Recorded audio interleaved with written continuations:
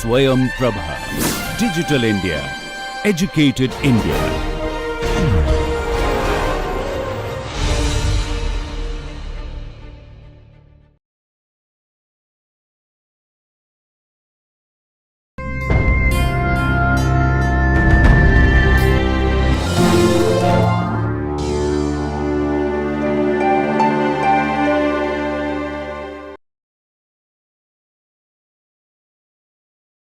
So, what we will do today is take a very brief look at Rajmohan's wife. We are not looking at the plot structure, we are not looking at the text at all, just to show you what the novel looked like in the late 19th century, basically when it began to emerge, and how it changed by the time the actual flowering, the actual emergence happens in the 1930s with the triumvirate Raja Rao, Anand and R.K. Narayan.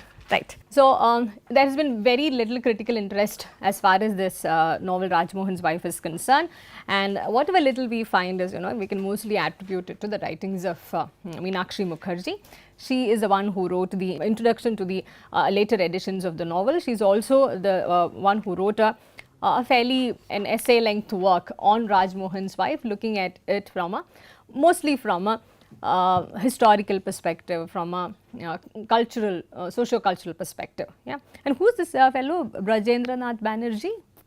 What is his connection with Bankim Chandra's novel? There is an entire preface that he has written, a very brief preface. You see this page, which this is the preface to the novel. This novel in fact was first serialized in 1864 when it came out. It was serialized, and only in 1935 was it published in a book form, which is like given the time lag, it's pretty late in the though it's like early 20th century, it's pretty late given the time lag from 1864 to 1935. And it's not as if the novel enjoyed any kind of success, a commercial success, or it enjoyed wide readership. And but nevertheless, it's said that compared to many other novels of those times, it is a highly readable novel. There is a plot structure which you can follow. There is something that you can relate with. Yeah. So, that's it. Brajendranath Banerjee is the one who is supposedly who took care of those missing links, the gaps in the novel, and published a book long edition in 1935. The novel was incomplete as Bankim Chandra had left it. So, he had also taken care of all those missing aspects and missing links as well. Yeah. So, this was neglected in such a way that Meenakshi Mukherjee writes in her work, out of the 75 essays included in the massive 700-page centenary volume Bankim Chandra Essays in Perspective, published by the Sahitya Academy in 1994, not one focuses on Rajmohan's wife. And this work has generally been seen as a false start for Bankim Chandra. Why was it seen as a false start? Yeah, and the rest of the works also enjoyed him a lasting position in Bengali literary history. But this work was neglected. It was seen as not one of his. It was not seen as one of his commendable works.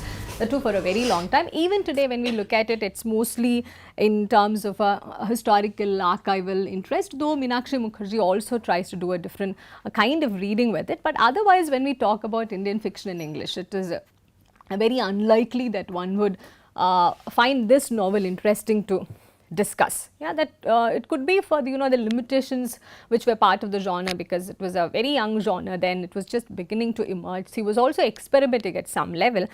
So, anyway, Meenakshi Mukherjee looks at the novel in a very different way altogether. Even if we are not interested in the novel per se, I encourage you to take a look at that essay which she writes about Rajmohan's wife, the first novel, because the way she has been able to weave in a lot of things and using this novel as an entry point, that's a in terms of a methodology, in terms of the narrative and the argument that she is building up, it's good to follow those. So, just like she does with most of her other essays, what she does is she begins to focus on the genealogy of the novel. She says it's very important to trace a genealogy because it would not be entirely right to see this always as an offshoot of, always as a byproduct of colonial modernity alone. And in terms of complicating the ideas of modernity, complicating the ideas of the empire. I mean, I don't know how many of you had attended yesterday's, day before yesterday's keynote address, the last keynote address as part of our conference. Yeah, so he was also telling us extensively about the need to focus on the other kinds of modernities, the other kinds of colonial interventions which were available. Though Meenakshi Mukherjee does not directly engage with those sorts of alternatives, I think for a larger reading it's also important to be alert to the possibility of different kinds of modernities available. So here in Meenakshi Mukherjee's work we also find some of the initial steps being taken to move away from the only way of looking at Indian English novel as the offshoot or the byproduct of British colonial modernity. She also gives a very interesting description for the novel, a genre shaped in India by the contending pulls of colonial education and indigenous traditions of storytelling. And these indigenous traditions of storytelling, we find some of it getting reflected in, manifested in Rajmohan's Wife, and also getting extensively used in Kanthapura as well as a narrative technique. So, even when Meenakshi Mukherjee is telling us this was a neglected novel and now maybe we do not have much of an interest in the novel except for the archival historical interest, she gives us 4 specific reasons to go back to the novel again. First of all, it is in terms of its approach, it's a realist novel. So, it's realism in the representation of East Bengal, and she says this has been very useful in giving us an insight of what had been happening, particularly in the middle class life of East Bengal during that time in the late 1800s. Or rather from the mid 1800s onwards, and she also says that it goes beyond a mere focus on realism. It goes beyond realism and makes use of nature in a very different way altogether, an evocative use of nature, as she says, and she says it also anticipates many of Bankim Chandra's later novels in Bengali. And secondly, this novel, Rajmohan's Wife, she argues that it's an attempt to foreground the ways in which home and the world are inextricably linked. Yeah? On the one hand, we have a very domestic oriented plot where the story is about this female protagonist, Matangini, and also about how her choices, how she is confined in domesticity and how her personal choices are also fraught with a lot of other compulsions, familial compulsions, societal compulsions, and also the larger scene of the colonial administration, the legal interventions, all of those they play a role at various levels. So here Mukherjee identifies a novel where this tension is brought about quite effectively, and at some level we can even see that this tension is more evident in Rajmohan's Wife, the tension between the home and the world, the ways of the home and the ways of the world, yeah? And how this tension is brought about beautifully in Rajmohan's Wife, maybe even compared to a novel like Kanthapura, yeah? Where we do not have a lot of complications getting foregrounded. Yeah, the author has not really complicated the idea of nationalism. On the other hand, we find Bankim Chandra complicating the idea of tradition, the idea of modernity, even having a protagonist, a female protagonist who is even willing to go beyond the boundaries of home, boundaries of domesticity. And thirdly, she says this is an early statement about the status of women in India, status of women in colonial India, where they were fraught within these aspects of helplessness, of claustrophobia, and about incompatible marriages. So it was rather bold, given that this was one of the first attempts, and also talk about all of these concerns. And at a later point also we can see that these concerns, they come back to Indian English fiction. They are recurrent themes about the women caught in incompatible marriages, women who are trying to get out of the traditional boundaries of home, etc.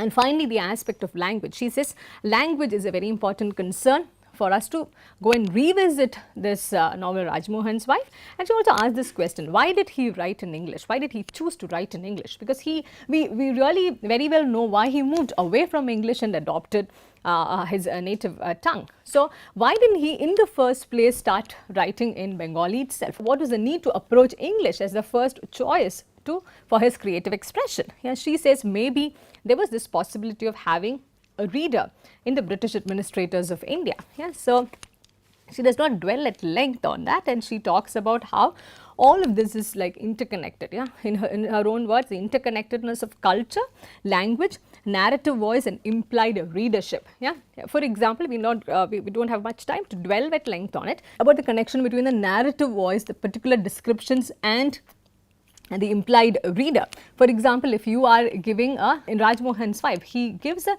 detailed expressions of the courtyard, about the everyday village scenes that everyone is used to. So, to a native Indian reader, those sort of descriptions are not needed. Yeah. So, but to a foreign reader, to a British administrator, many of those things required. It's like, giving a glossary along with the novel, but the glossary is not separate from the novel, it is built into the novel. So, there would be a number of descriptions which would seem redundant to the Indian reader. The same case to a very certain extent, to a very large extent we can find in Kanthapura and a number of other novels as well, because there is this, because even when the authors are writing, there is a sense of, the author could be someone who is not familiar with whatever, our native traditions or our native geography at all. So, it becomes important to give certain sense of, adopt a certain kind of a narrative and also give descriptions in a particular way. And she also, like she does in most of her other works, brings together the literary and the non-literary inquiries. Though this is a dated text in terms of, in terms of many contemporary events that we talk about, she also situates Rajmohan's wife in the complicated scenario of publication, distribution, marketing, all of that, about the idea of readership, how that influences certain kinds of writing, how that privileges certain kinds of authorial voices, etc. Yeah, and also and at length she dwells upon the various aspects of the novel, and she also in between alerts us to the fact that by 1870s, it was not as if Bankim Chandra entirely gave up writing in English. Yeah, he was convinced that English is a language for polemics. You can have any kinds of discourses, argumentative discourses, writings about the tussle between tradition and modernity. English, he thought, is a useful medium for that, but not for this creative expression. Yeah, and he also, in his own words, he used to think that if I do not write in English, how will that be accessible to the others? Yeah, so it continues to be, though he gives up writing in English, it continues to be fraught with these various things. Yeah, so we will not go into the details of Rajmohan's wife as a novel. Now we come directly to Kanthapura. Before I start speaking anything about Kanthapura, I want you to quickly tell me whatever you have gathered about Raja Rao or Kanthapura, any of those initial things that you have gathered about the novel. Yes, Rani, you want to begin? I found that it's supposed to be an old lady narrating the incidents, and however, and so there is this in the narrative we could find that there is this already assumed. It's already assumed that the person she's talking to is very much aware of the Kanthapura people or the setting itself, even though he tries to describe the city or describe few behavior of the people. City or the village? The village. Sorry, yeah. And also Kanthapura is a yeah. Kanthapura is a village. Yeah. Yeah. Any other thing? Anything about Raja Rao? Huh? Sentence structure sort of slightly funny. Yeah. In the sense that it was different from how we write the punctuation marks and the continuity of the sentences. It was Choice of words. Yeah. Very different kind of, though it's English language, very different kind of English language than the ones that we are using now. But again, that need not come as a surprise, given that this was 1930s and we are now just about, maybe another 15 years to 2030. Yeah. So anything about Raja Rao that you gathered?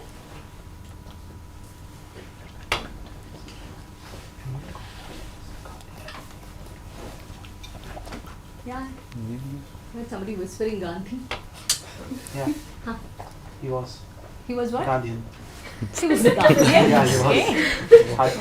Nationalist and a Gandhian. Okay, but where did he live? I'm not sure. Where? US, He taught in the US as a professor and then settled there.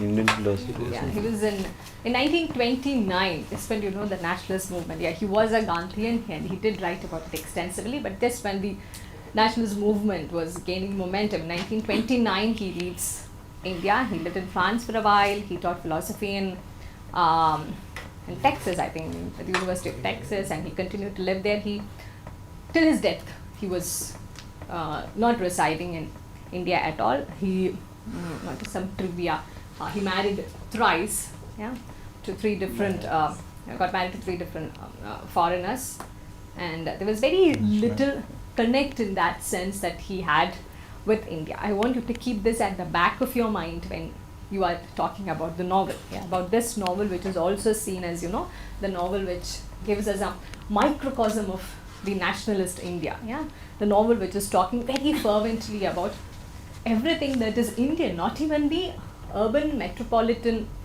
India that which was also part of India. It was not about Calcutta. It was not about one of those the tradition modernity tussles. It was about a village which was responding to who? Gandhi and the various other aspects of nationalist movement. But anyway, Raja Rao also is a legitimate Indian English writer in the sense that he received the Sahitya Academy Award in 1964, and most of these writers, if you also see the the strange ways in which it work, most of the writers who won Sahitya Academy awards, they are also part of the curriculum in different ways, yeah. But if you look at any of the universities in India or abroad where Indian writing in English is offered as a course, we can also see this pattern.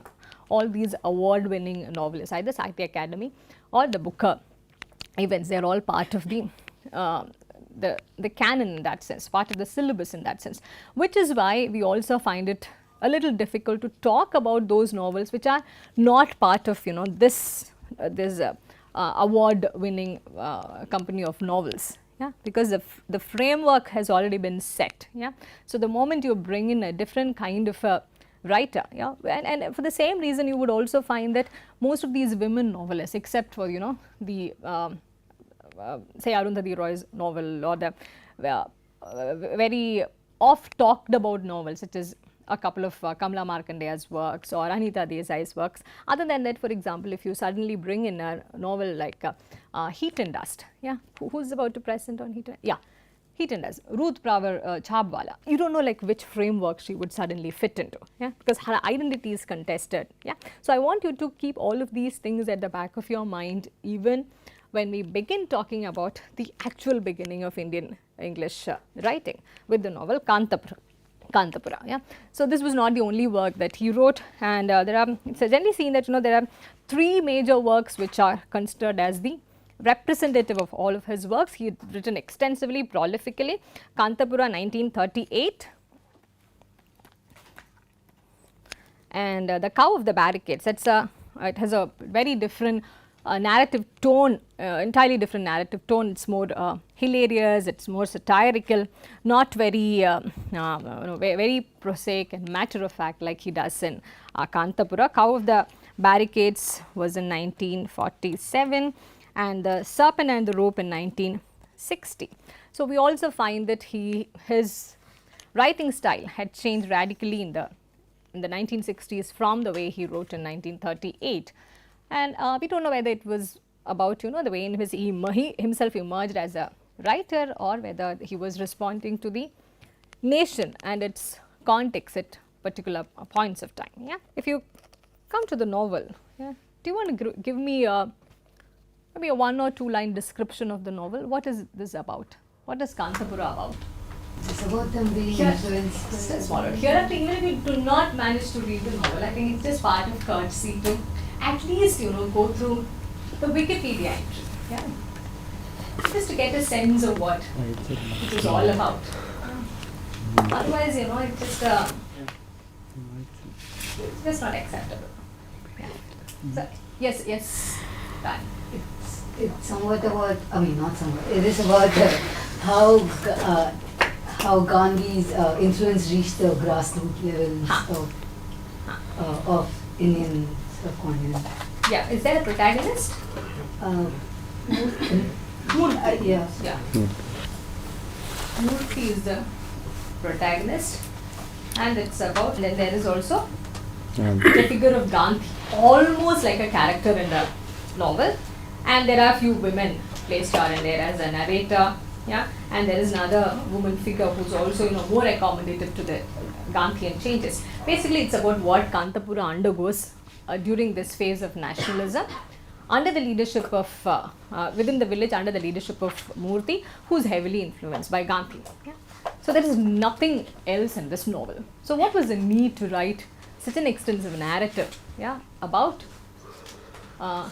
Kanthapura, about a village which also many have said, it's a microcosm of India during those times. Yeah.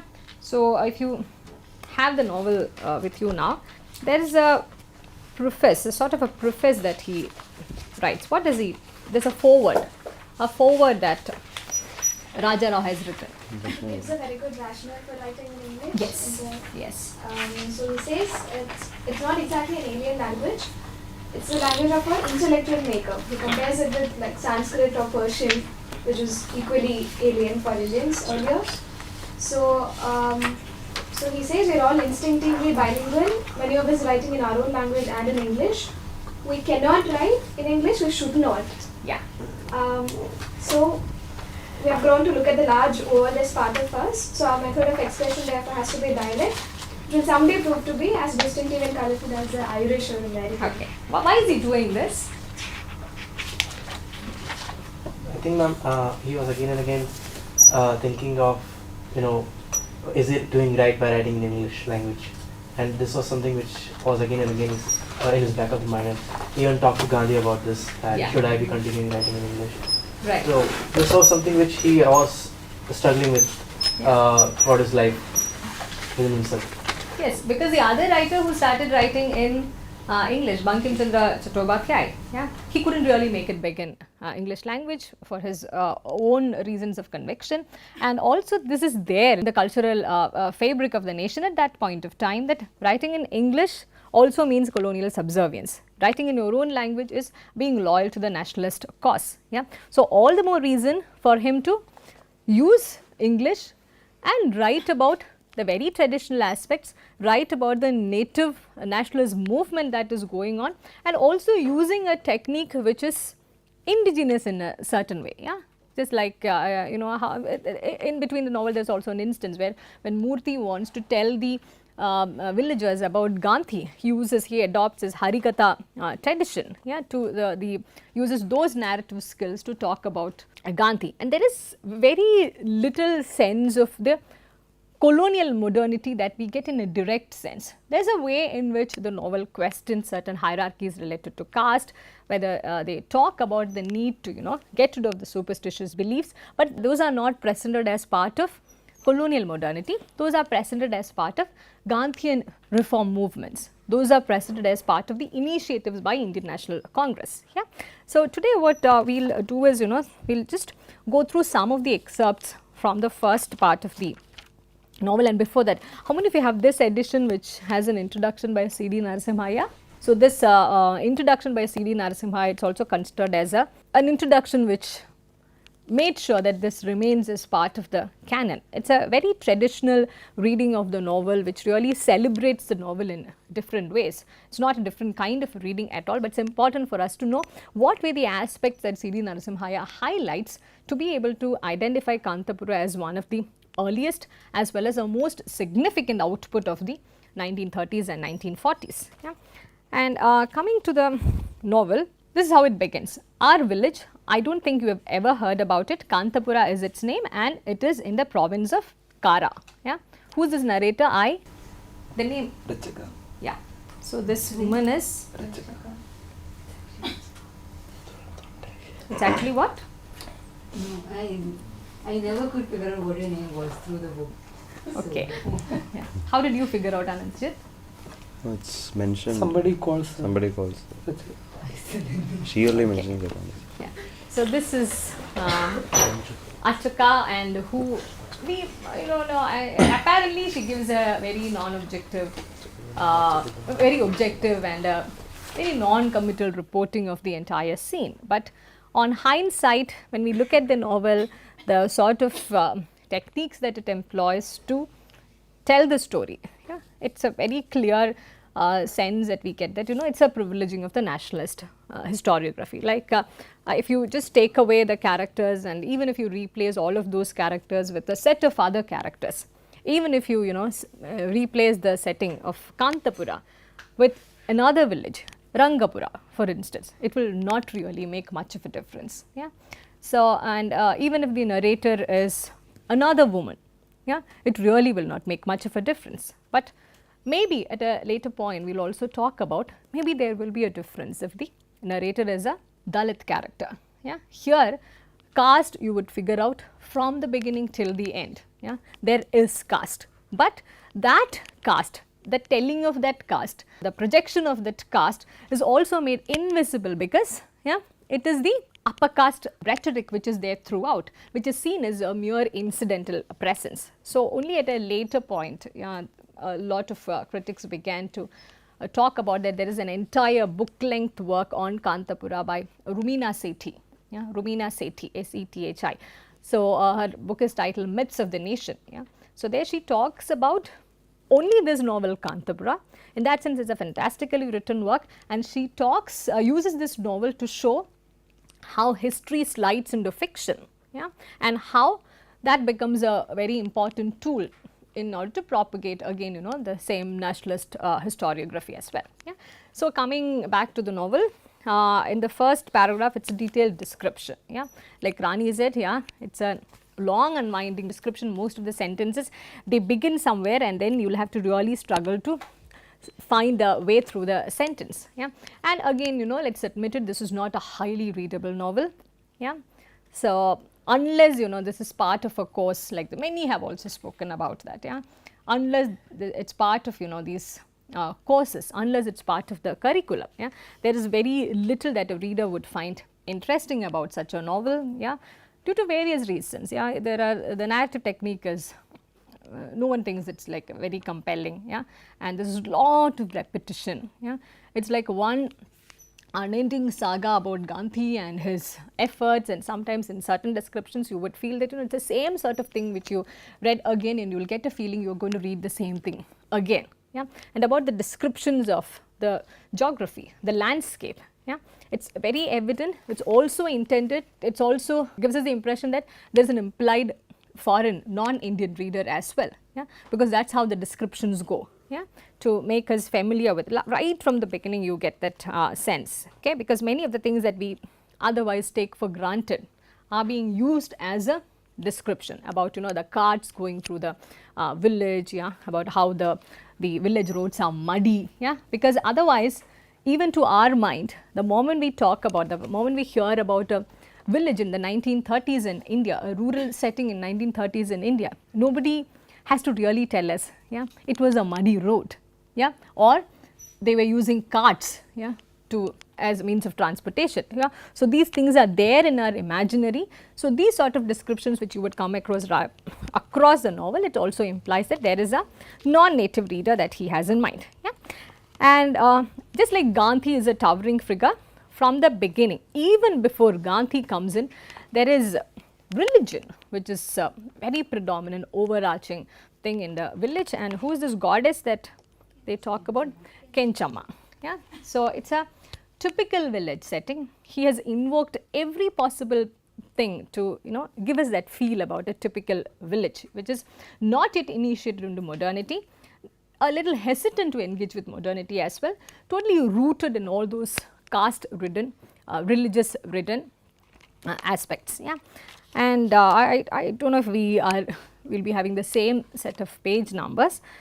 In what I have is 4th page. it talks about, you know, the village. Our village had 4 and 20 houses. Yeah, not all were big like Postmaster Suryanarayana's double-storied house by the temple corner. Some were really not bad to look at. Patwari in Nanjandia had a veranda with 2 rooms built onto the old house. He had even put glass panes to the windows, which even Postmaster Suryanarayana could not boast of. So there are these characters which are being introduced to. It talks about, you know, how just like any other village, it's not a very homogeneous setting. People from all classes with different kinds of lifestyles are all part of this village. Now, in page 7, it makes a very interesting turn.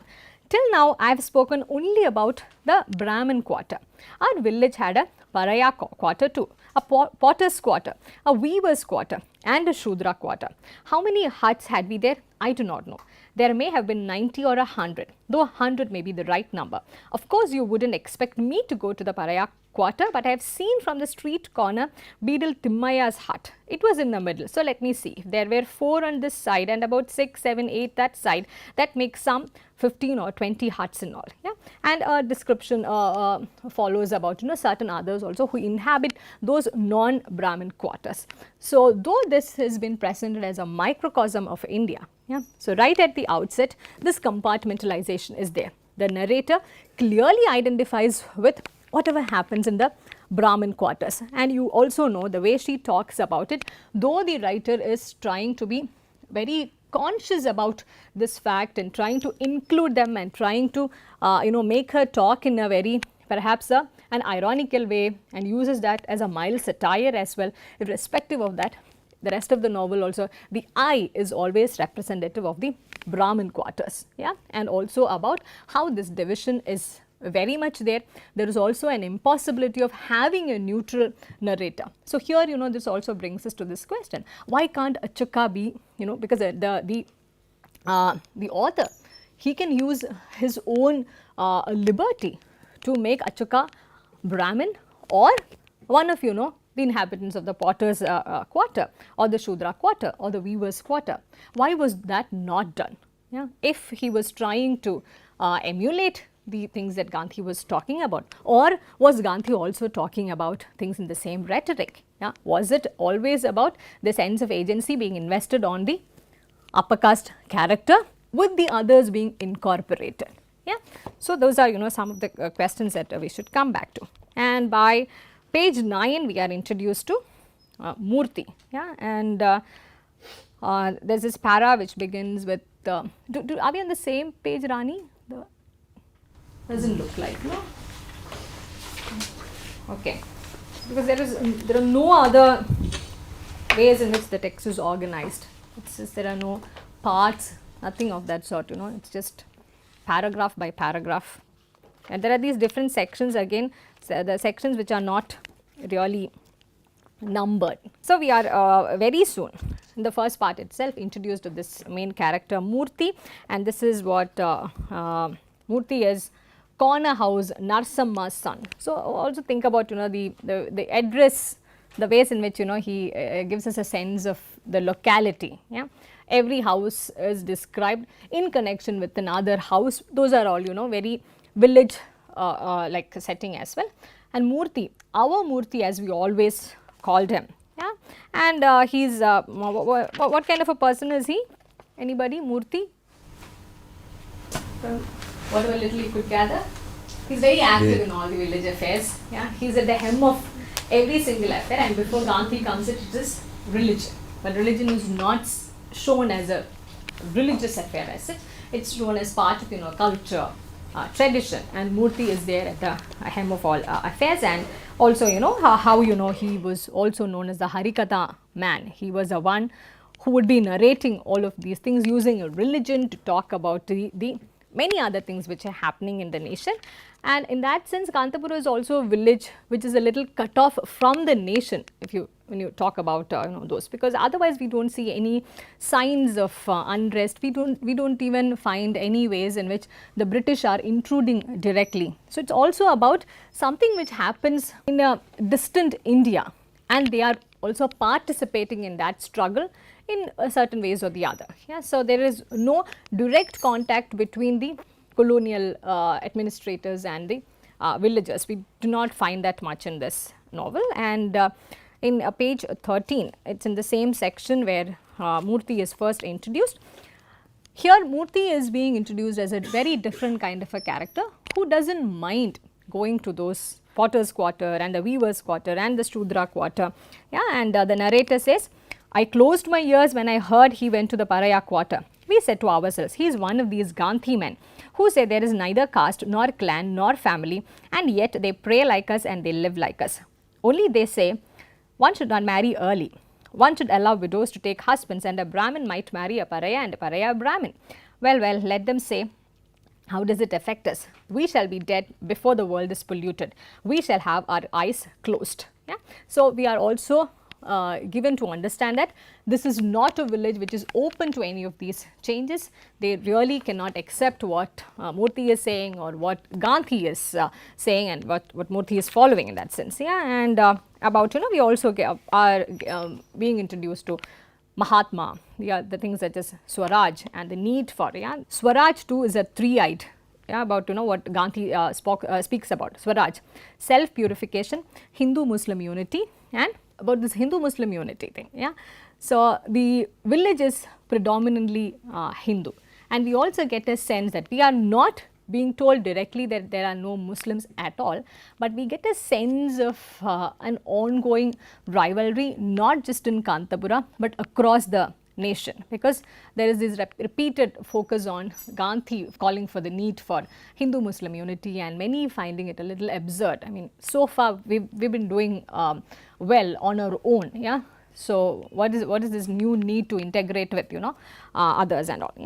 And about the reference to Mahatma as a saint, as a holy man. So, this again in many of the works from the subaltern studies point of view, many have argued that this positioning of Gandhi both as a political leader, in fact more as a saint and less as a political leader, that did a lot of good to the nationalist movement in a certain way, and that was also responsible for the movement being perhaps restricted in certain ways, not taking into account the peasant rebellions, or not taking into account the alternate kinds of things that emerged as part of it. So, this image of Mahatma being not just a political leader, but also a saint, that is also being invoked throughout the novel as well. So, a little further into the novel, and in between we also get a sense of how Mahatma is a person who spends a lot of time spinning for 2 hours immediately after his prayers, and also trying to popularize charka in the village. Those sort of things are happening, but people really do not have much of an idea of who Mahatma is, who Gandhi is, except through the interventions made by Murthy. And there is this character Rangama who is being introduced, because it is in Rangama's house that Rangama's house was now becoming something of a congress house, and there they were always piling books and books, and they even had brought spinning wheels from the city.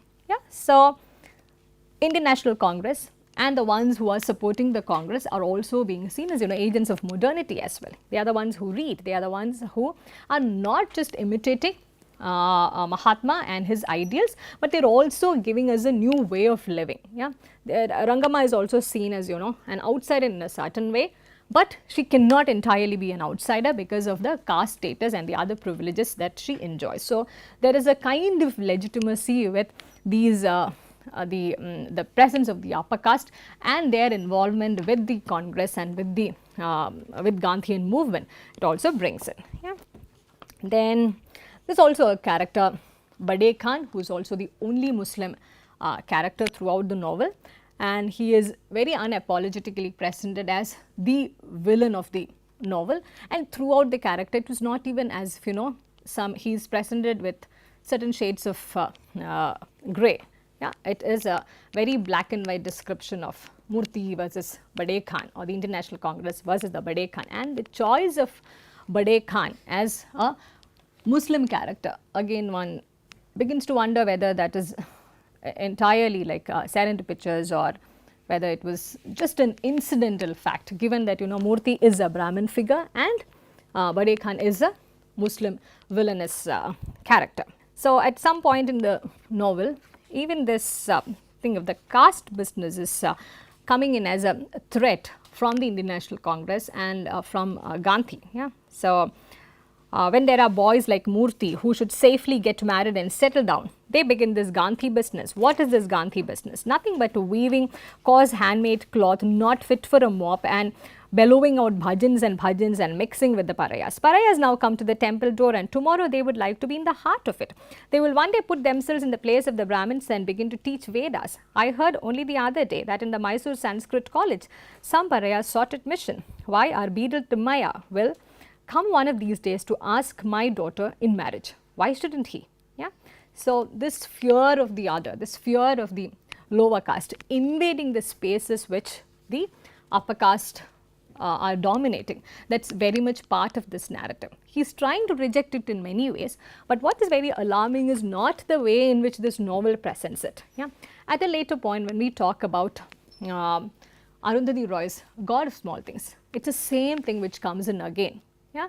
There are these upper caste characters who wonder, these lower caste, these parayas over there. These parayas, what will he do? He will also get educated, and tomorrow he will also want to sit in the same table with us, go to college just like one of us. Look at the way they dress. Yeah. So, the rhetoric has not really changed when it comes to the responses to modernity in terms of caste. Yeah. So, this these sort of interventions are useful in identifying those sort of ways in which caste and the attitudes to caste have remained frozen in time, yeah, at least in the space of Indian English fiction, if not in the other spaces. If we can say that this novel is a representation of what we see outside, even at a later stage, if whatever is being written in the Indian English fiction or in the other kinds of fiction, if that is a mirroring of whatever we see outside, yeah, then these attitudes, it is useful to identify the trajectory of those kinds of attitudes. And about how just like the lower castes are being located as the other, there is a way in which the Muslim, here the novel talks about those terms as the Mohammedan. Yeah. In the same vein, they are talking about somebody who married a Mohammedan, that is horrible, and they also wondered. Here what is very interesting is, while all of this discussion is going on, Rangama, who is the supporter of Indian National Congress, who has sort of opened up her house for all of these things, Rangama whispers from the corner, has the Mahatma approved it? I don't think so. He always says, let the caste exist, let the separate eating exist, let no one community marry with the other. No, no, no, no. Mahatma is not for all this pollution. Yeah.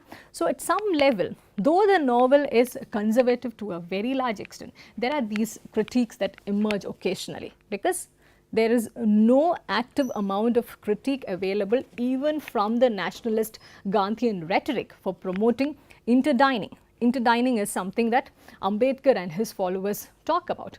Intermarriages are again not promoted by the Gandhian followers, it is again something that the Dalit leaders were talking about. Yeah. So, these sort of things, they do emerge in between, but they are not really allowed to take up much of a space. And also very conveniently, whether we do not really know, there is no way in which we can know whether Raja Rao had inserted those things deliberately, but the way in which the earlier critical writings were being promoted, let us say from C.D. Narasimhaya onwards, they just chose to not to look at those things, yeah, and only highlight the ways in which the novel glorifies the nationalist movement and glorifies the image of Mahatma in many different ways. And caste continues to be a central issue in a number of occasions in the novel. It comes into being in terms of interdining, in terms of marriage, in terms of because the moment they begin to talk about the